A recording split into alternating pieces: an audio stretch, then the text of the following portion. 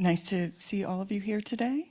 Once again, please do ask questions, but for the first question of the day, it is, how do partnerships allow you to amplify your community impact? And how does such collaboration help move sustainable ambitions into actions? I believe that's over to you, virtual. Pat? Second, hello. Yeah, thank you very much. Thank you for having me at your fantastic conference. I was watching some of the talks yesterday. Yeah, in our credit union anyway, partnerships are central to how we amplify our community impact and I suppose our sustainable and turn sustainability into real action. Um, every step of our sustainability journey has been strengthened by collaboration. A lot of it wouldn't happen without collaboration. Probably one of the first things we could talk about is structure and expertise. We partnership with the Sustainable Energy Authority of Ireland, that's the ACAI, and we became a sustainable energy community. And from that, we got a sizable grant of over 25,000 to develop a master energy plan for our community, which is 30,000 people in our common bond, which is our community, I suppose that's what we call it. And this provides a clear pathway, for energy reduction for farms, homes, businesses, community groups. And we couldn't achieve that level of expertise and planning without partnership, for example, with that national agency and them providing the resources for us to put the plan together. Then we'd move into education and inspiration, I suppose. And we do this through another partnership with an NGO called Serve in Ireland. And they go to our secondary schools with our support and with some of our staff in the primary and secondary schools, basically to teach children about climate action ideas, how the SDGs are aligned to their lives and what they can do to make things better for everybody else in their world and in their community.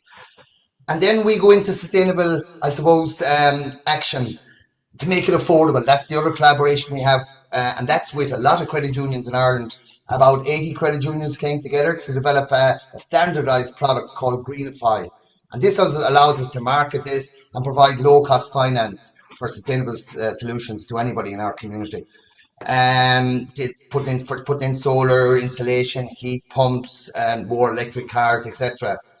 Then we also partner to get that message out. We partner with local community groups in our area, whether it's residents association, village community groups, and we go out to them groups. They organise a lot of meetings, and we bring our energy master plan, talk to them about how we can help them to meet the demands, whether it's in the community centre, in the GA pitch, and then ultimately in their homes of the people living in the community. And I suppose then, the clubs and organisations there, we have a fund at the moment. Tomorrow night I'm just organising, we have a community action fund, €60,000. We're giving away tomorrow for local projects purely on sustainability actions such as changing lighting, biodiversity, creating wildlife spaces in our communities. It all adds back to our sustainable actions and efforts. And then obviously we cooperate with, I wouldn't be here only for the Irish League of Credit Unions, who are our umbrella body, and without their expertise and the sector-wide commitment to financial, I suppose, well-being and community development and sustainability, we wouldn't really be here. We also work closely again with our neighbouring credit unions on a local basis for a Cork marketing group, and by cooperating and partnership together, we're able to amplify our message through whether it's sustainability, the credit union ethos, out to a bigger population, and we get a bigger bang for our buck, basically. And the sixth collaboration we have at the moment is kind of an exciting one too, because of our SEC. We collaborate and partner with local development agencies. These are semi-state bodies again, and with them we're looking at we have a river running through our town called the River Blackwater, and how can we use the energy, the heat in that river, to power district heating? This is very innovative for Ireland, and we're kind of leading this project so someone else will take it up. But without our time and backing, it wouldn't happen. So ultimately, partnerships, I suppose, are our identity. I could keep going, but everything we do is with a partnership with someone. And we're extremely proud of them, and we wouldn't be able to do the things we are without them.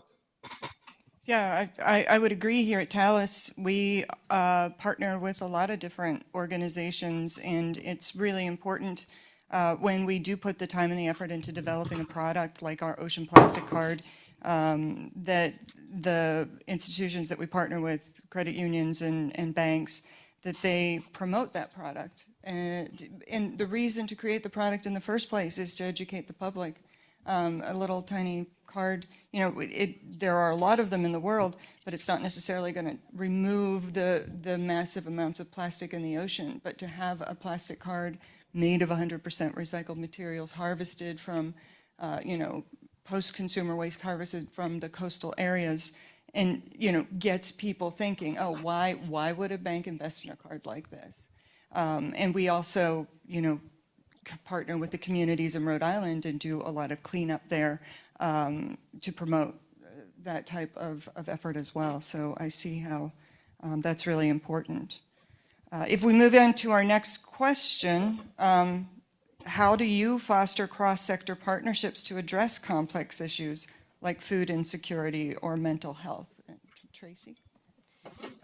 Good morning, everyone. Thank you so much for having me here today. I just thought I'd provide a little bit of background on First West Credit Union and who we are, just to provide a little context into what I'm going to talk about with the cross-sector collaboration. So we are a credit union based in British Columbia, and we're actually mostly in the central and south areas. We have 45 branches, 1,300 employees, just over 280,000 members, and just under $20 billion in assets. And that gives you a little bit of context because we also couple our strength with our 7 employee network groups. And I had the privilege about a year and a half ago to be part of a team which recreated our purpose. And we actually heard that yesterday from one of the panels about revisiting your purpose to make sure it still aligns and continues to build the culture that you want, or essentially be a culture creator. One of my favorite takeaways from yesterday. And being part of this team, we came up with the purpose or realigned our purpose to creating a future where everybody can flourish. And the key word is future there. And so when I think about our impact work and the strategy we have behind that, it's really about creating a future along and addressing systemic issues. And we actually do advance and focus on the advancements of 6 SDGs. And that was created in conjunction with a lot of engagement from our team members, our board, our senior leadership, and our members through surveys and focus groups. So we definitely heard and listened to our communities and our various stakeholders to decide which 6 that we are looking at advancing. And we've been committed to that over the last year and a half as well. And so in order to help create an impact within our communities and foster that cross-sector collaboration, one of the biggest programs that we have is actually our signature cause, which is to reduce food insecurity. Historically, that has been and continues to be focusing on the critical need of our food banks. So we know that food banks in British Columbia, as well as the rest of Canada, have increased their visits or users about 40%, with 1 in 3 being children. So you can imagine that we continue to foster and feel the importance of this collaboration.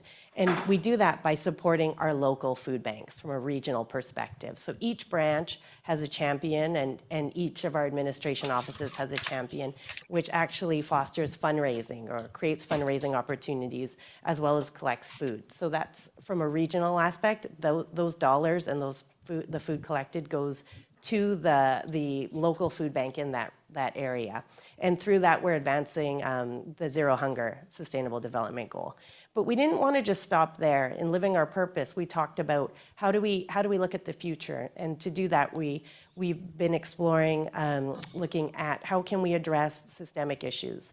And we've done that through the creation and support of 3 other pillars around mental health, financial education, and employment readiness. And so we're using these 4 pillars coupled with the food insecurity to advance and create partnerships, both from an advocacy perspective. So we've really started working with Food Banks BC and looking at from an advocacy and coordination perspective, as well as our local food banks. So we're kind of hitting the local as well as the more provincial programs.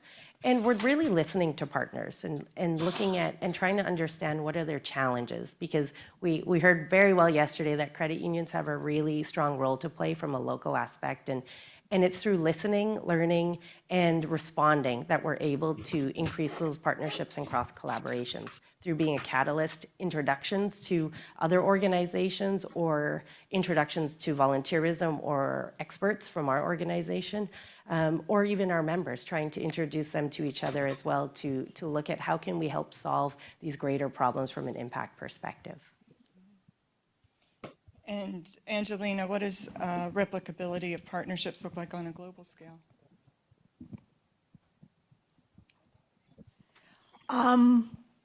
It's a good question. You guys know World Council of Credit Unions as a network of credit union associations at the country level and regional level. And let's start with the advocacy part of it. Ultimately, the heart of what World Council does is advocate with a unified voice for credit unions worldwide in front of the standard-setting bodies. As we speak, our advocacy team is in Europe this week, meeting with OECD, with Financial Stability Board, with the European Commission, and other organizations that shape many regulations for credit unions, including climate finance. And so when we advocate with the lens of proportionality, as we think about these regulations, that's automatically sort of that replicability is built into it, because that flows down to the national and regional level.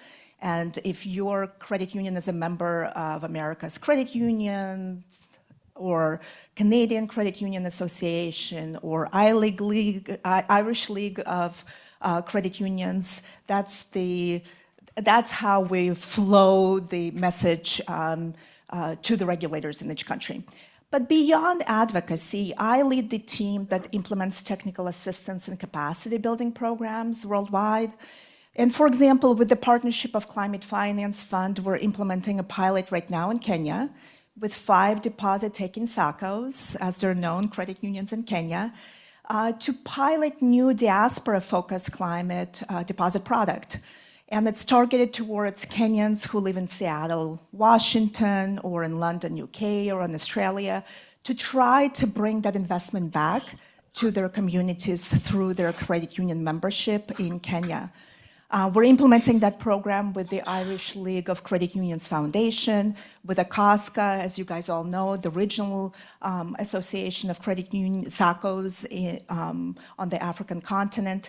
And through these partnerships, that replicability absolutely is built in. And the hope is that when we implement this type of technical assistance projects in emerging markets, they provide the business case, the model for other credit unions in those particular countries to pursue.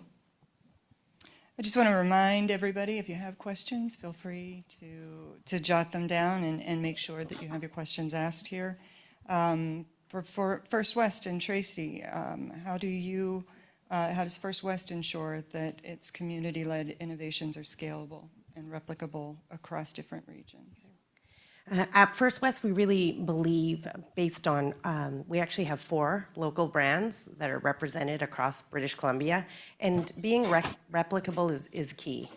We want to ensure that we are addressing all the needs in our communities, and we know that each community is different. So through our 4 pillars, we're able to do pilot testing, we're able to look at what are best practices and ensure that we can move programs that are addressing needs throughout our communities. So often what we do is we'll pilot a community-based program, such as there's one in Nanaimo, for example, where we actually started with team members volunteering, and then moving into funding, and then moving into their board. And now we are big supporters, even on a corporate level, of using their services around catering, for example. And this organization is called Coco Cafe, and so they actually help they actually have an employment program that fosters scalability within the context of youth or individuals who are struggling to build skills in certain areas.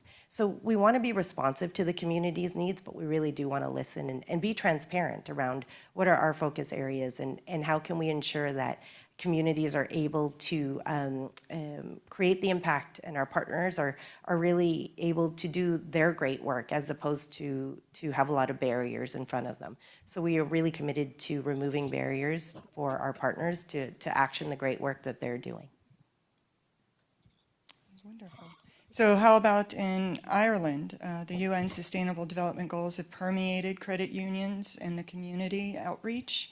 What SDGs, Pat, are you impacting, and how are you measuring your social purpose? I suppose we're impacting on a good few, but the one that I suppose that all of us, every credit union in Ireland is SG11. I think it says Sustainable Communities. The the credit union movement, the ILCU, was appointed an SDG champion in 23, I think, and in 25 this year we were considered ambassadors, and our remit is to provide our deeper commitment to sustainability, financial well-being, and community involvement.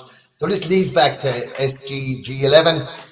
And it's the work we do on the ground. I think someone just mentioned their local. We work locally, and hopefully people replicate that in our community across small projects, will lead to bigger projects, and we are the enablers. We fund local community groups, sports organisation, community centres with grants and loans. There's also, we need to sustain ourselves as well, so we're also promoting community loans across our area. We enable community energy upgrades, either through grants, sponsorships and loans, as well through domestic houses. We support small businesses around the place, farmers and families with fair, like yourselves, fair and inclusive lending. We have the lowest rates, we think, in the area of sustainability in Ireland at the moment, outside the government rates. And we make it really easy for our members, and for our members, first of all, to get a loan without the least amount of documentation. And we try to encourage more of our members. We have about 60% of our area are credit union members. This is kind of replicated across Ireland there, but to get them active is another thing. But we're getting there through our sustainability approach, I think. And measuring the impact is probably the number of communities we supported. And the amount of money we give out, as I said earlier on, we're giving out 60,000 last year. But I have to put that in context compared to some of the other credit unions here. We're quite a small credit union of 100 million with 20,000 members. So 60,000 is a lot to give away to our community in our area. That's probably the main one we have. And then obviously, we just talked about it a while ago, SDG 17, which is why we're all here. It's the Partnership for Goals, whether that's through government agencies, local NGOs, community groups, ILCU obviously, the foundation, as been previously mentioned, our local credit unions marketing group, and our sports clubs and stuff. So I suppose 17 and 11 are 11 are big ones. And 13, I suppose, is what we're aiming to get, is the climate action bit. Right across to see what our baseline energy master plan that I talked about earlier, what that will look like in 2 to 3 years' time. We'll really be able to measure the impact on our climate actions over them 3, 4, 5 years. Yeah. Speaking of climate finance, success factors in climate finance, Angelina, were the source of the recent Credit Union Council survey of the Global South. Yeah. What does it say about capacity building, funding, and regulatory framework? Yeah, so let me, I do have 5 slides, so bear with me as I go over the results of this climate finance study. I'm going to give the organizers time to pull up the slides as well. But essentially, between June and October of this year, with the support of Climate Finance Fund, we were able, sorry, I'm just seeing the slides. To the right. One more. So these are First West. So if you can continue, I'll tell you when to stop. Stop. This is the one. I know, but we can see it over here. So now they can project the correct slides too, guys. My apologies. So between June and October of this year, we were able to conduct the study with the support from the Climate Finance Fund. About 20% of the private climate capital today reaches the Global South. The rest really comes from the public institutions. Majority of the private climate capital stays within the developed countries. For Global South, what we mean by it is OECD countries that qualify for development assistance. That's what I'm going to reference as I go over the next few slides with you guys. And what we were able to do is to demonstrate through the study why, we all know this, but we wanted to bring some data together that shows why credit unions can be a wonderful conduit for bringing that climate finance to the local communities that they serve. What we were able to, through the study, we were able to examine the current activity of credit unions in climate inclusive finance across 79 member and partner countries that we collect data through our statistical report. We then had 186 individual credit unions provide detailed responses to us in 40 OECD countries. And then we had 7 qualitative studies, interviews that we've conducted. Next slide, please. And ultimately, the results were presented by region, but also by the asset size of the credit unions, with Tier 1 being over $100 million and Tier 5 being very small credit unions, less than $1 million. Those are credit unions that are in Ukraine, some of them are on the African continent and other places. And what we saw is that 75% of the respondents across the world are looking for that capital to provide climate lending, to bolster their gender-inclusive products and services, to needs for the working capital, et cetera, et cetera. Next slide, please. However, only 18% of credit unions actually report offering, in the Global South, surveyed by us, report offering climate products.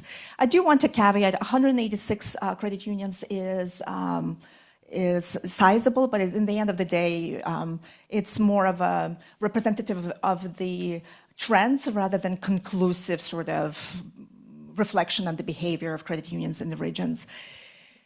But with the 18% of the credit unions actually offering climate products and being able to track it, one thing that we found that there is no correlation between the size of the credit union and the offerings of the climate products. There are certain trends that we're seeing where mid-tier credit unions tend to do more in climate finance, but that correlation that we expected to see, that larger credit unions, for example, offer more of this, we just did not see it. Next slide, please. However, with all the institutional groundwork that they're doing, we were able to map the steps that the credit unions are taking in the Global South in regards to climate risk and climate investment. And about half of them, between 48 to 53% of the credit unions do report that they have established ESG goals and that they actually do the publication on their impact. However, if you look at their reporting or following the frameworks, the regulatory the standards frameworks, such as ISSB, it's less than 20%. I guess it does correspond to the 18% that actually offer products. But if you look at the European Commission, CSRD, or other frameworks, it's even less. It's about 12, 13%. So there's a lot of work that needs to be done in terms of helping support these credit unions in tracking their climate finance portfolios. And what's interesting is that 62% of the credit unions actually did say, hey, we are offering this climate-friendly products. There are several credit unions in Jamaica that offer loan products for renewable energy, but they do not track them as such. There are credit unions in Ecuador that offer specific products for bio-entrepreneurship. They do not track them as such. Same things are happening in Guatemala and other countries. In Brazil, one of our members, Crisol, has a climate-friendly portfolio in sustainable agriculture and renewable energy, but does not have the management systems to track it. And so they actually did receive funding from Inter-American Development Bank and are going through the taxonomy exercise as we speak in order to report and measure their green portfolio. But with this one thing that, as we've asked the question, so what would be your next steps in terms of how can we move the needle on climate finance for your credit unions? And what we've determined is that the likely driver, and probably expected by everybody, the likely driver of credit unions adopting stronger sustainability readiness is when there is technical assistance offered to them. So this is where the partnerships come in. Next slide, please. So as I've mentioned, about 83% of the credit unions did say we are looking for technical assistance and capacity building in order to advance our ESG goals, our sustainability goals. 3/4 of them are actively looking for that capital in order to liquidity, for working capital, social capital, in order to move their lending portfolios. When we ask them to identify what they're looking for, you can see on the slide that there's a lot of opportunities for partnerships in order to help them structure new markets, new products and services, identify new market segments, the way we're doing right now in Kenya with the diaspora members. Many of them are reporting they absolutely need help with the regulatory compliance, with following the frameworks, the standards. So the opportunities are limitless. And at WOCO, what we're doing is taking results of the study and we'll be definitely using the power that we have as the convener in order to structure partnerships to bring that technical assistance to the credit unions in the Global South. On the next slide, you will see the QR code. If you're interested in the full study, you're welcome to download it. It also will be available on our website. Thank you. So Pat, what frameworks and benchmarks are allowing you to report on your impact, and what has been the response among your members, boards, and staff? To you, Pat. Oh, sorry. About 3-4 years ago, Professor Oliver McCarthy inside UCC boastfully said that credit unions they were doing a fierce amount in their communities, but they weren't measuring the impact. I think it's just what has been said there in one way, where you actually are measuring it. But so we decided to measure it there 1 year. We only done it for 1 year in 2021, and it showed us that one of the areas that we weren't doing well in was sustainable finance or green finance, and from that report we concentrated on that. But the other areas from our social impact report, it showed us that we were doing a fantastic job, but a lot of it was as enablers in the community. And Tracy, how do you adapt your programs to meet the changing needs of the communities you serve? I think this is a great question because it really is about engagement and being present in your communities and in our communities. So we actually have a lot of local representation who engage with our community partners and our members and our prospective members to understand what are the challenges that we're facing and what are possible solutions to that. And I actually will bring up an example that we heard using with our foundation. So we have the First West Foundation, and in a few of our member meetings, as well as our annual general meeting, at a time when our communities were really suffering, we had members that asked, could we do more? Can we give more and help our partners in the communities? And it was something that our board members, as well as our employees, took away and actually brought back to the foundation. Our foundation has a board. It's a private foundation. And typically its disbursement rate under CRA rules here in Canada is 5%. And so that request and the understanding through various vital signs reports in our communities, we really understood that there was a greater need between funding cuts and higher use cases. And so the board for the foundation actually made a very bold decision to disperse this year alone 12%, which is well more than double. And so by the end of this year, our foundation is going to give back to the communities over $2.5 million. And so you can see that it's through questions or listening and really understanding what our members or communities need in terms of partners that we have been able to respond and provide programming and funding to our community partners. And that also lends itself to another type of program that we have around impact investment. So Angelina talked about the needs for capital and capacity building. And we actually have committed just to beginning of this year, up to $6 million in various impact investment funds throughout Canada, mostly and British Columbia. So that's where we were able to support new innovations, new types of technologies and new solutions that are coming into market. And that's a way that we as an organization are using our capital to then also support our communities. So we're really looking at trying the approach from our capital all the way to our actual community impact investments as well. And that's the way that we continue to respond is through listening, learning, and really strong partnerships with our communities and our members and our partners, our nonprofit partners as well. Pat, I think you have a story that illustrates how you've not only expanded your programs and services for sustainability, but also helped to revitalize communities in Ireland. Sorry. Yeah, well, we can take, say, in our town alone here, there was no business association, for example. Is this what you're talking about? I can't remember which thing we had earlier on. This is revital. Well, anyway, in our own town, anyway, it's quite a small town of 6,000 people. We have no business association. So I happen to end up becoming, because we are probably the biggest community-owned organisation in our town, I ended up becoming the head of, they say, the business association, though we aren't directly a retailer.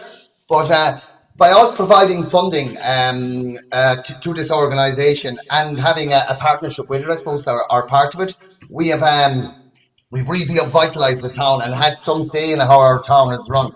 But now that I've stepped back a small bit, you can see that this group has taken off on its own, and this group now is looking to sustainable solutions in our town, whether it's offering grants and getting government money into the town to do things.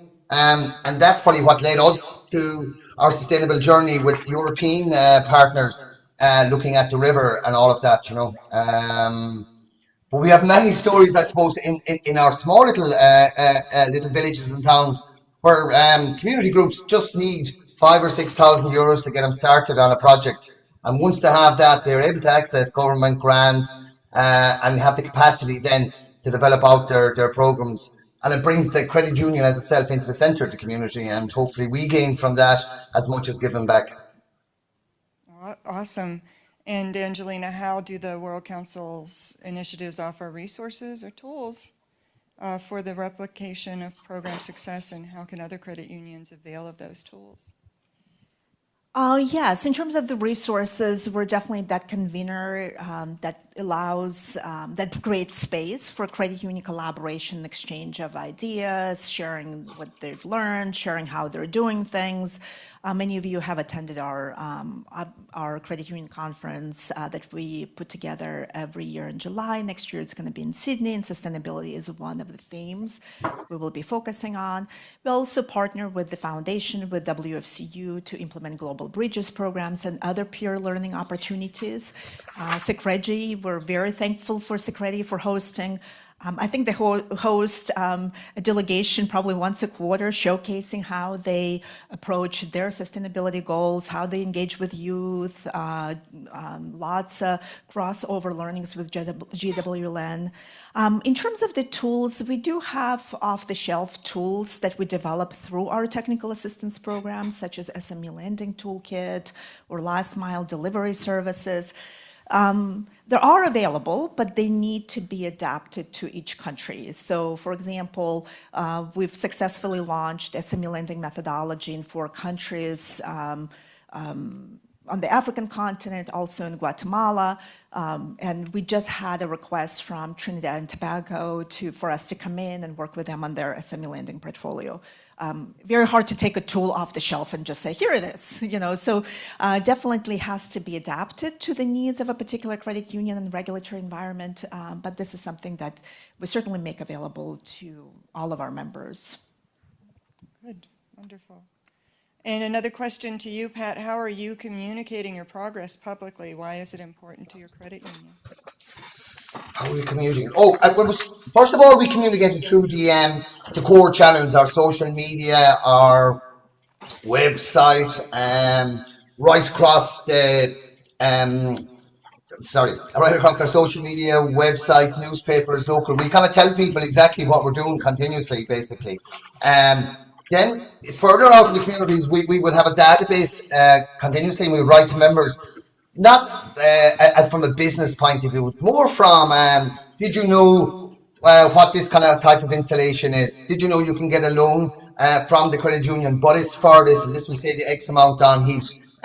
This kind of communication, we think it's very important that we're showing people sustainable ways of living and how to reduce their carbon footprint. But we also probably show our youth through the Irish League of Credit Unions with their SDG impact report every year.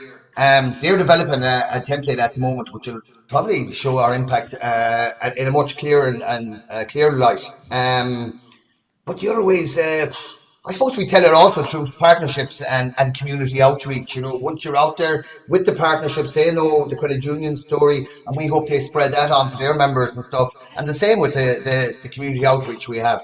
I was going to say the leadership events. We organise events here for our national budget, for next week we'll have a climate energy night where we'll go out to the community, bring some speakers, and I suppose why we're doing the promoting sustainability out in our community is it's because trust is our currency, and people trust credit unions for proper advice, for good advice, and for sustainable advice. I think at this time, and for financial inclusion. So I suppose sharing shows our progress that we're living by our principles, and we try to amplify this as much through as many channels as possible, basically. Yeah, I hear you. I think that's really important with Talus. We publish our successes and our goals every year on our website, but also we report them internally and educate all of our employees as to what our goals are and how we can all contribute to achieving those goals. So I think we're coming up on our last question here. If anybody else has additional questions for the team, we'd love to hear them. But I think this is for all of us. Do you believe that partnerships are more important today during this era of industry consolidation? And in a sentence, why? And I'll give it to Tracy. I do believe that partnerships are strong and really important, strong partnerships that are aligned. And so my one word would be collaboration. I think for me, it's innovation. For us, we wouldn't be where we are without partnerships. From the Irish League of Credit Unions right down to our local business association and our communities, we need as much collaboration and partnership as possible. Yeah, for sure. I would say at Talus, that's the key of our innovation in regards to sustainability. And I know you asked for one word only, but I have a second. Sorry. Scalability. One sentence. You can use a full sentence. The full sentence, then. Very important for scalability and innovation. Do we have any questions?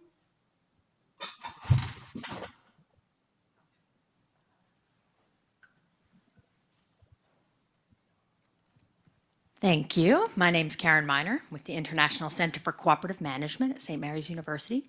I'm curious to know if we, of course, are all a part of the cooperative sector broadly, mostly financial co-ops here, what our thoughts are on cross-sector collaboration and partnership. So in the spirit of Principle 6, cooperation among co-ops and our value of solidarity, can you give any examples of what you're doing outside of just the partnerships within the credit union sector out into other components of the cooperative economy, other types or sectors of co-ops? Maybe I can start that in many of the emerging markets where we operate, there's very natural collaboration, of course, with agricultural cooperatives, just because this is where the SACCOs are based. They're serving largely rural, urban communities.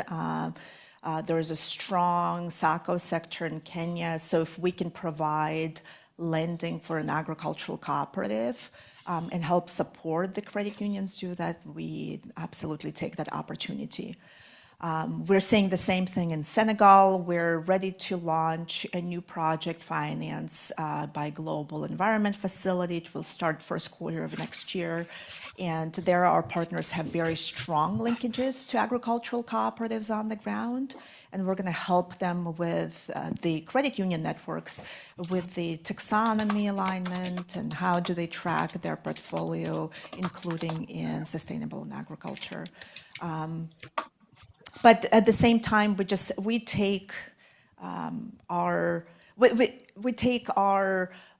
lead from the credit unions themselves and based on the portfolio that they have in these countries. But in the United States, we have a very strong cooperative development collaboration that used to be facilitated by USAID. We've partnered with NCBA CLUSA, Land O'Lakes, ACD Avoca. These all have roots in agricultural cooperatives. Unfortunately, that funding went away, but we are trying to reconvene how this can go forward without that funding. Anybody else? Are there any other questions for the panel?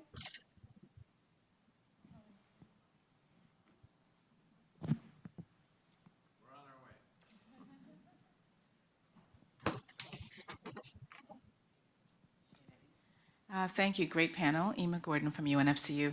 I was really interested in the statistics. Thank you, Angelina, for providing those statistics across the region. I'm wondering if, and sorry if you mentioned this, I didn't catch it, whether those investments are also for climate preparedness, obviously with the Caribbean in particular, and Asia, having just come out of big climate events. Wondering if any of those credit unions indicated looking for investments around climate resiliency. Thanks. Unfortunately, we did not ask that question. Another question we did not ask was, what are your investments in biodiversity? And since then, we've had multiple conversations where folks are interested in this. So it's more anecdotal rather than what's reflected in the study itself. But we do know that Jamaica is at the forefront I think they have the climate bond that the government is going to be utilizing. They're definitely at the forefront of climate preparedness and climate resilience and response to the hurricanes that are happening there more often, more intense. But unfortunately, we did not, specifically for the study, we did not ask that question, and we should have. This is where we'll learn. We'll learn ourselves from this type of engagements.